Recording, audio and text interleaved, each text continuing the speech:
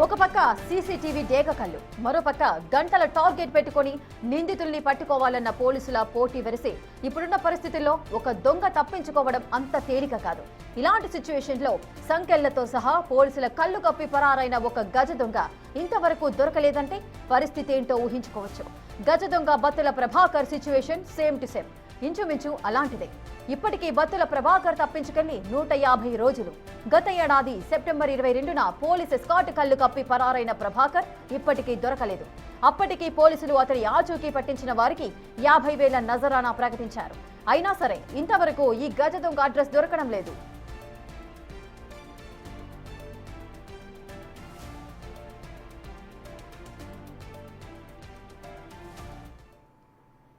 ఇక గజ దొంగ బత్తుల ప్రభాకర్ పరారీకి సంబంధించిన పూర్తి అప్డేట్స్ మా ప్రతినిధి సాగర్ అందిస్తారు. సాగర్, ఒక దొంగను పట్టుకోవడానికి ఇంతవరకు కూడా సంవత్సరం కాలం గడుస్తున్నా కూడా ఇంతవరకు కూడా ఎటువంటి పురోగతి కూడా ఈ కేసులో కనిపించట్లేదు. అసలు పోలీసులు ఎటువంటి కార్యాచరణతో ముందుకెళ్తున్నారు? పూర్తి వివరాలు ఏంటి? రేఖ, గజ దొంగ most wanted criminal Battula Prabhakar Thurpugodavari జిల్లా దేవరపల్లిలో పోలీసుల కళ్ళు కప్పి తప్పించుకుని పారిపోయాడు. అది కూడా చేతికి సంఖ్యలు ఉండగానే ఈ విజయవాడ నుండి రాజమండ్రి సెంట్రల్ జైలుకి తరలించే క్రమంలో గత ఏడాది సెప్టెంబర్ 22వ తేదీన అతను పరారయ్యాడు. అప్పటి నుండి ఇప్పటి వరకు కూడా సుమారుగా 150 రోజులు కావస్తున్నా కూడా పోలీసులు కనీసం అతను ఆచూకీ కూడా పట్టుకోలేకపోయారు. ఎంతో టెక్నాలజీ వాడుతున్నాము, నిమిషాల వ్యవధిలోనే కేసులు ఛేదిస్తున్నామని చెప్తున్న పోలీసులు 80కి పైగా కేసులున్న ఒక మోస్ట్ వాంటెడ్ క్రిమినల్ ని ఎందుకు పట్టుకోలేకపోతున్నారనేది ఇప్పుడు ప్రశ్న.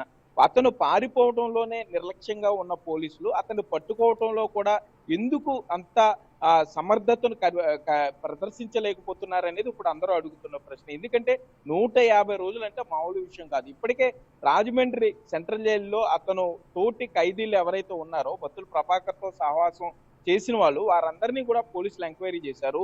చెన్నైలో వెతికామన్నారు, కర్ణాటకలో వెతికామన్నారు, గోవా, ఒరిస్సా, హైదరాబాదు, మొత్తం అన్ని ప్రాంతాల్లో అతని ఆచూకీ గురించి తిరిగామన్నారు. సుమారుగా 15 బృందాలు, 6 సిఐలు, అటు విజయవాడ పోలీసులే కానివ్వండి, ఇటు దేవరపల్లికి సంబంధించి తూర్పుగోదావరి జిల్లా దేవరపల్లి సంబంధించినటువంటి పోలీసులే కానివ్వండి, మొత్తం అంతా కూడా జల్లెడ పట్టినా కూడా బత్తుల ప్రభాకర్ ని పట్టుకోలేకపోతున్నారు.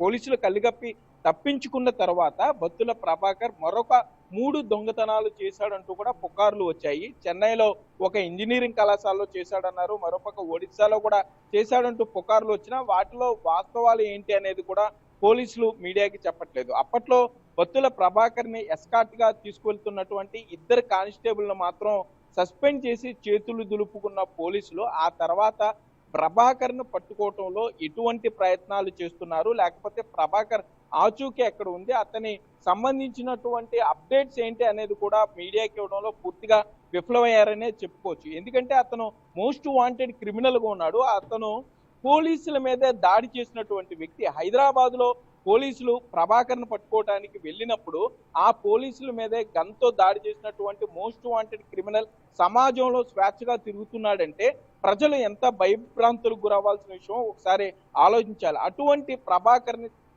ని స్వేచ్ఛగా బయట వదిలేసి మొదట కొంత ఉధృతంగా విస్తృతంగా అతని గురించి జల్లెడి పట్టినా కూడా ఆ తర్వాత కొంత పూర్తిగా పోలీసులు కూడా అతని గురించి పట్టించుకోవడం మానేది. దొరికినప్పుడు దొరుకుతాడు, లేకపోతే వేరొక దొంగతనం చేయకపోతాడా, ఆ దొంగతనం చేసినప్పుడు సీసీ కెమెరాలో అతని సీసీ కెమెరాలు రికార్డ్ చేయకుండా ఉంటాయా, అప్పుడు అతని గురించి పూర్తిగా తెలుసుకునే ప్రయత్నం చేయొచ్చు, అప్పుడు అతని గురించి పట్టుకునే ప్రయత్నం చేయొచ్చు అనే ఆలోచనలో పోలీసులు ఉండిపోయారా? ఎందుకంటే అటు విజయవాడ కానీ ఇటు తూర్పుగోదావరి జిల్లా పోలీసులు కానీ తీవ్రంగా గాలిస్తున్నా ఎందుకు పట్టుకోలేకపోతున్నారు? ఇంత టెక్నాలజీ వాడుతున్నాం అని చెప్తున్నారు, మొబైల్ టెక్నాలజీ వాడుతున్నాం అంటారు. మరి ఇది బత్తుల ప్రభాకర్ నిజంగా సవాలు విసురుతున్నాడా? ఏదో సినిమాలో డైలాగ్ చెప్పినట్టుగా దమ్ముంటే పట్టుకోర షకావత్ టైప్ లో 150 రోజులు అయిపోతున్నా కూడా మోస్ట్ వాంటెడ్ క్రిమినల్ పోలీసుల మీదే అత్యాత్నం చేయబోయి దాడి చేయబోయినటువంటి వ్యక్తిని, పారిపోయినటువంటి వ్యక్తిని ఎందుకు పట్టుకోలేకపోతారు? లేకపోతే పూర్తిగా అతని గురించి మర్చిపోయారా, వదిలేశారా? ఎన్ని టీంలు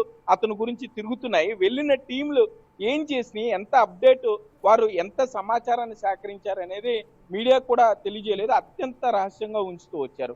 ప్రభాకర్కి సంబంధించి సన్నిహితులను విచారించామన్నారు, కుటుంబ సభ్యులను విచారించామన్నారు, అతను మొబైల్ ఫోన్ టెక్నాలజీ వాడడు, లేకపోతే ఓన్లీ కీప్యాడ్ ఫోన్ వాడుతుంటాడు. దొంగతనానికి వెళ్ళినప్పుడు కూడా ఆ కీప్యాడ్ ఫోన్ కు ఉన్నటువంటి ఫ్లాష్ లైట్ ద్వారా మాత్రమే అతను ఆ దొంగతనం, అంటే ఆ వెలుతురు కనపడాలి కాబట్టి ఆ చిన్న లైట్ తోనే అతను దొంగతనాలు చేస్తూ ఉంటాడు. కేవలం ఇంజనీరింగ్ కాలేజీలు లేకపోతే ఇంటర్ కాలేజీలో ఉన్నటువంటి ఆ ఫీజులు సంబంధించినటువంటి వారు దాచిన డబ్బుల్ని అతను ఎత్తుకెళ్ళిపోతూ ఉంటాడు. ఆ డబ్బును కూడా రైలు పట్టాల పక్కన ఎక్కడో పాతి పెడుతూ ఉంటాడు. బ్యాంక్ ఏటీఎం కార్డులు కూడా వాడని చెప్పి చెప్తున్నారు. లాస్ట్ గా ఒడిశాలో అతను ట్రేస్ అయ్యాడని పోలీసులు చెప్తున్నా కూడా ఇప్పటికీ అందరూ అడుగుతున్న ప్రశ్న, అటు పోలీసులకి సంబంధించి కానీ ఎందుకు పట్టుకోలేకపోతున్నారు అనేది. కనీసం గజ దొంగ ఖైదీగా ఉన్నటువంటి ప్రభాకర్, పోలీసుల మీద దాడి చేసినటువంటి మోస్ట్ వాంటెడ్ క్రిమినల్ ప్రభాకర్ను పట్టుకోవడంలో పోలీసులకి ఏం అడ్డుపడుతున్నాయి? పోలీసు ఉన్నతాధికారులు కూడా